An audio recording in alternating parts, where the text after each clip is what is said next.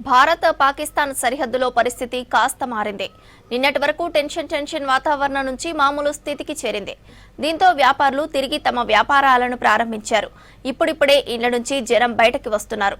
అయితే ఇప్పటికే బోర్డర్లో ఖాళీ చేయించిన గ్రామాల ప్రజలను మాత్రం ఇప్పుడే తిరిగి రావద్దని సూచించాయి భద్రతా బలగాలు.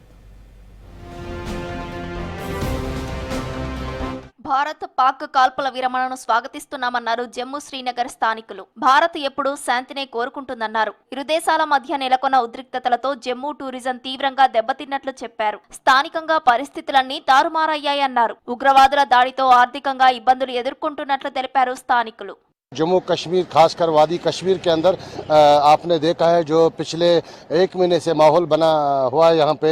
जैसे कि हमारा यहाँ पे टूरिस्ट का जो एक्सीडेंट हुआ है तो वो भी आप लोग जानते हो कि आजकल जो हम अगर सीज फायर होगा तो टूरिस्ट आएगा। जो हमारे जितने भी ट्रांसपोर्टर है या हाउस बोट वाले हैं या बाकी तुजारत पेशा जितने भी लोग हैं वो इस वक्त बिल्कुल परेशानी हाल है। ఇప్పుడిప్పుడే జమ్మూ, రాజస్థాన్, పంజాబ్ సరిహద్దు ప్రాంతాల్లో స్థానికులు ఇండ్ల నుంచి బయటకు వస్తున్నారు. బారాముల్లాలోని ఉరి సెక్టార్లో తిరిగి వ్యాపారాలను ప్రారంభించారు. 2 రోజులుగా ఫైరింగ్, పాక్ దాడులతో క్షణక్షణం భయానక వాతావరణం నెలకొంది. ఇరు దేశాల అంగీకారంతో కాస్త ధైర్యం తెచ్చుకొని రోజువారీ పనులు చేసుకుంటున్నామని చెబుతున్నారు స్థానికులు.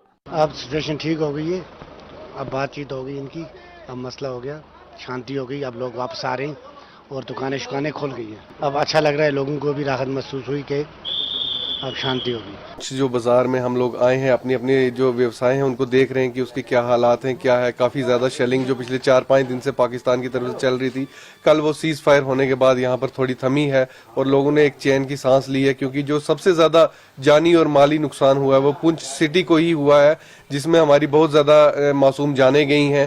భారత్ పాక్ సరిహద్దు గ్రామాల ప్రజలకు జమ్మూ కశ్మీర్ పోలీసులు కీలక సూచనలు జారీ చేశారు. ఆపరేషన్ సింధూర్ తర్వాత పాకిస్తాన్ కాల్పులతో సురక్షిత ప్రాంతాలకు వెళ్లిన బోర్డర్ గ్రామాల ప్రజలు ఇప్పుడే తిరిగి రావద్దని సూచించారు. ప్రజలు సురక్షిత ప్రాంతాల్లోనే ఉండాలని కోరారు. పాకిస్తాన్ ప్రయోగించిన షెల్స్ నుంచి ఈ ప్రాంతాలను గుర్తించి శానిటైజ్ చేయాల్సి ఉందని తెలిపారు. ఇప్పటికే బారాముల్లా, బందిపోర, కుప్వారా జిల్లాలోని ఎల్ఓసి గ్రామాలకు చెందిన 1,25,000 మందికి పైగా ప్రజలను ఖాళీ చేయించారు భద్రతా సిబ్బంది.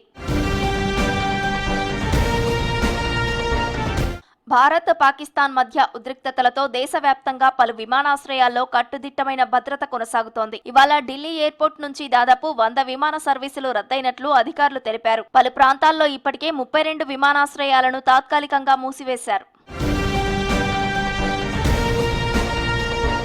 బార్డర్ దాడులలో పాక్ వక్రబుద్ధి బయటపడింది. పౌరులు లక్ష్యంగా తాము దాడులు జరపలేదని చెబుతూ వచ్చింది పాక్. కానీ పాక్ ప్రయోగించిన మిసైల్స్ ఒకటి రాజస్థాన్ జైసల్మేర్ లో పేలకుండా పడిపోయింది. పాక్ ప్రయోగించిన మిసైల్స్ గా గుర్తించారు అధికారులు. బాంబును డిఫ్యూజ్ చేశారు భారత అధికారులు.